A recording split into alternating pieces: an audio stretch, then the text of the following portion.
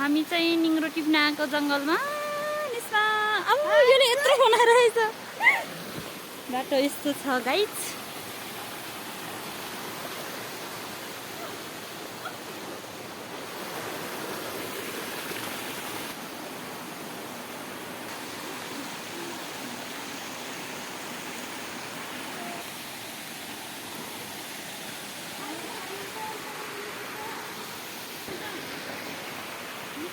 हजुर ल ल हामी यस्तो बिजोक पारामा आउँदैछु।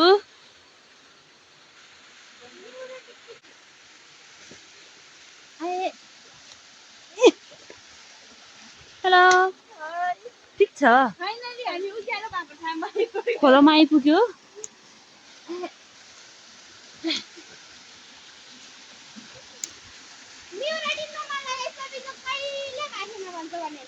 धेरै राति जा खोलानी र मुर्दानी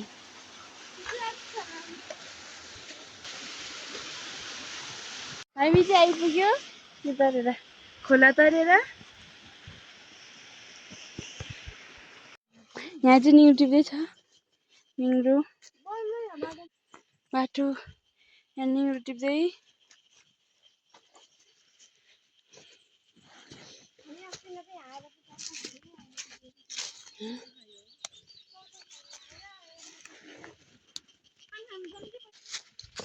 अब चाहिँ हामी पानी खान जाँदैछ।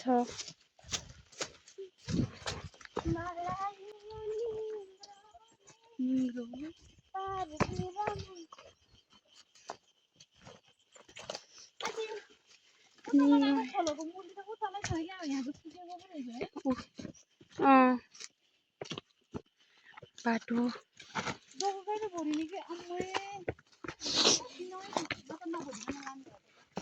दा पनि हान्नु।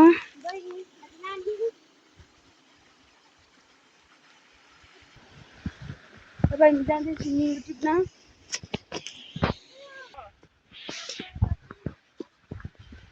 बाटो यस्तो गाह्रो छ कि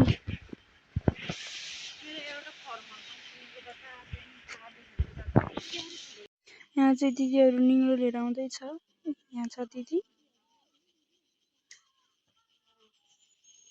निङ्रो टिप्दै।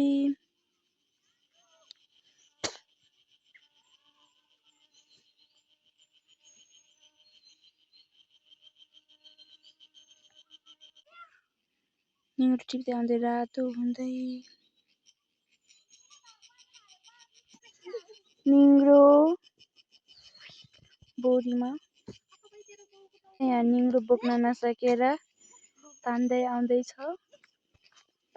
निङ्रो बोक्न नसक्ने हालतमा छ यहाँ निङ्रो।